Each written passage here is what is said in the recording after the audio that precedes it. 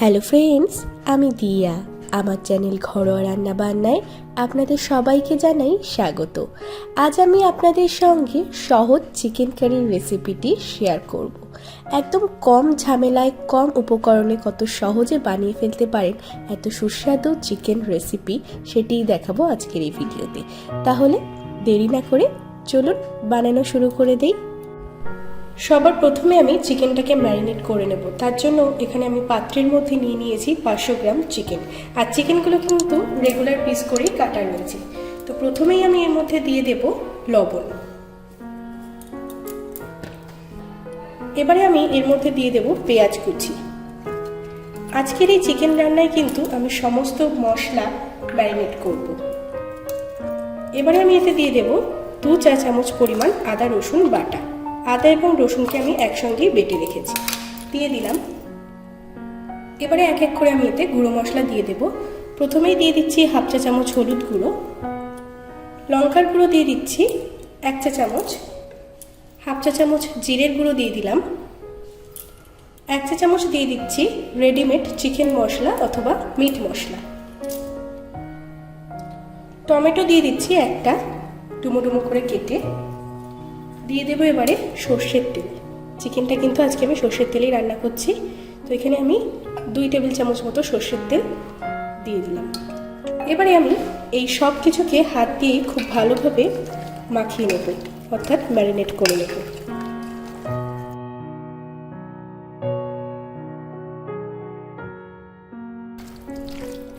খুব ভালোভাবে চিকেনের সাথে আমি সব মশলা মাখিয়ে নিলাম। এবারে আমি এটাকে ম্যারিনেট হতে দেব 30 মিনিটের জন্য। আপনাদের হাতে যদি সময় থাকে সেক্ষেত্রে কিন্তু আপনারা 1 ঘন্টার জন্য ম্যারিনেট হতে দিতে পারেন। কড়াই বসিয়ে আমি গ্যাস অন করে দিলাম।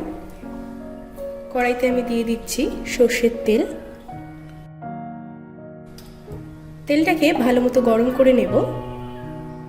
তেলটা ভালো মতো গরম হয়ে গিয়েছে। এবার আমি এতে দিয়ে দিচ্ছি টুকরো করে কেটে রাখা আলু। 4 টুকরো আলু দিয়ে দিচ্ছি, আর দিয়ে দিচ্ছি সামান্য পরিমাণ লবণ। আলুটাকে তেলের মধ্যে একটু ভেজে নিচ্ছি।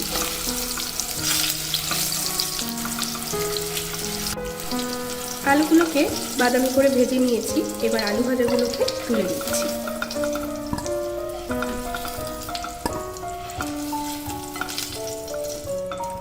তুলে নিলাম আলু ভাজাগুলো।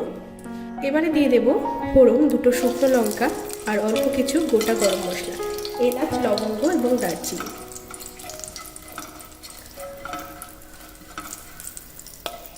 ফোড়নটা হালকা একটু ফাটাফাটি শুরু করলে আমি এর মধ্যে এবারে ম্যারিনেট করা চিকেনটা দিয়ে দেব।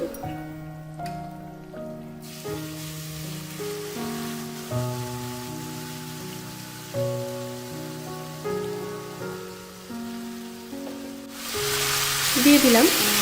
চিকেনের মধ্যেই কিন্তু সমস্ত মশলা মাখানো, দেখেই নিয়েছেন প্রথমে, তাই আলাদা করে কিন্তু আমি এতে লবণ বা কিছুই কোনো মশলা মেশাবো না। গ্যাসের ফ্লেমটা হাইতে রেখে 5 মিনিটের জন্য চিকেনটাকে খুব ভালো রকম একটু কষিয়ে নেব। 5 মিনিট হাই ফ্লেমে আমি চিকেনটাকে কষিয়ে নিয়েছি।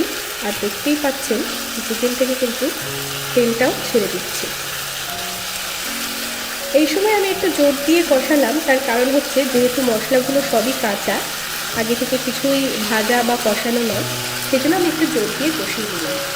এবারে আমি এর মধ্যে ভেজে রাখা আলুগুলো দিয়ে দিচ্ছি, কারণ আলুগুলো সিদ্ধ হতে কিন্তু টাইম লাগবে। খুব ভালোভাবে আলুগুলো চিকেন এবং মশলার সাথে মিশিয়ে নিচ্ছি।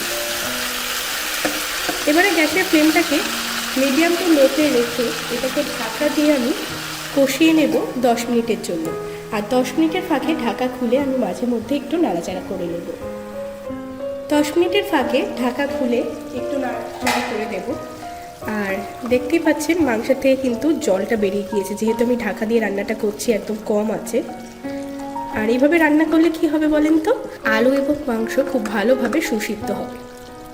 আরও কিছুক্ষণ আমি ঢাকা দিয়ে এইভাবে কমিয়ে রান্না করে নেব। ঢাকা দিয়ে চিকেনটা কষানো হয়ে গিয়েছে, খুব ভালোভাবেই কিন্তু তেলটা ছেড়ে দিয়েছে। আর আলুও কিন্তু আমাদের 60 to 70% মতো সিদ্ধ হয়ে গিয়েছে চিকেনের সাথে। এবার গ্যাসের ফ্লেমটা বাড়িয়ে দিয়ে আমি এখানে দিয়ে দিচ্ছি পরিমাণ মতো একটু জল। খুব বেশি জল দিচ্ছি না।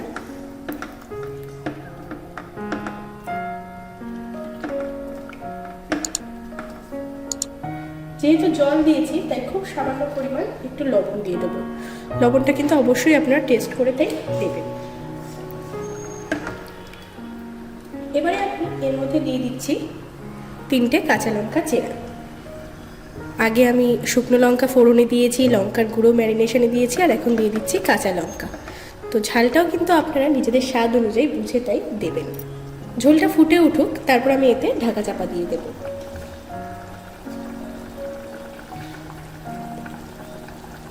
ঝোলটা টকবক করে ফুটে উঠেছে। ঢাকা দিয়ে আমি এটাকে রান্না করে নেব আরও 5 মিনিটের জন্য মিডিয়াম ফ্লেমে। ঢাকা দিয়ে রান্না করার পর ঢাকাটা এবার আমি খুলে দিচ্ছি। এখন আমি এর মধ্যে দিয়ে দিচ্ছি 1/2 চা চামচ মতো গরম মশলার গুঁড়ো,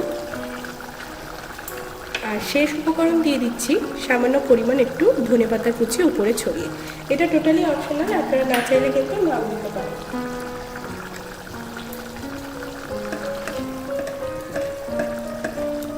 খুব ভালোভাবে মিশিয়ে নিলাম। ঢাকা ছাড়া 1 মিনিট একটু হাই ফ্লেমে ফুটিয়ে নিলেই কিন্তু আমাদের এই সহজ চিকেনের ঝোল রান্না একদম তৈরি হয়ে যাবে। ঢাকা ছাড়া 1 মিনিট ফুটিয়ে নিয়েছি। গ্যাসের ফ্লেমটাকে এবার আমি অফ করে দিচ্ছি। তৈরি হয়ে গেল আজকের এই সহজ চিকেন রান্না, একদম কম ঝামেলায় কম উপকরণে তৈরি চিকেনের রেসিপি। গরম গরম চিকেনের ঝোল এবার আমি পরিবেশন করে দিচ্ছি। গরম সাদা ভাতের সাথে খেতে কিন্তু অসাধারণ লাগে, তাই বলে কিন্তু রুটি, পরোটা, লুচির সাথেও অনবদ্য লাগবে চিকেনের এই সুস্বাদু ঝোল। যারা রান্না করতে একটু ঝামেলা বোধ করেন তারা কিন্তু খুব সহজেই এই রেসিপিটি ট্রাই করতে পারেন। দেখলেন তো কত সহজে বানানো হয়ে গেল। ভীষণ সুস্বাদু হয় এই রেসিপিটি। আপনারাও আমার রেসিপি ফলো করে এটি ট্রাই করবেন। ভালো লাগলে কিন্তু একটা লাইক করে দেবেন, শেয়ার করে দেবেন, আর কমেন্ট করে আপনাদের মতামত জানাতে একদমই ভুলবেন না।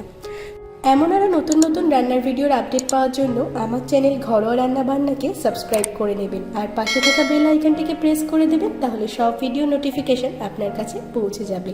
আজ তবে এতটুকুই থাক। দেখা হচ্ছে খুব তাড়াতাড়ি নতুন কোনো ভিডিওর সাথে। ধন্যবাদ।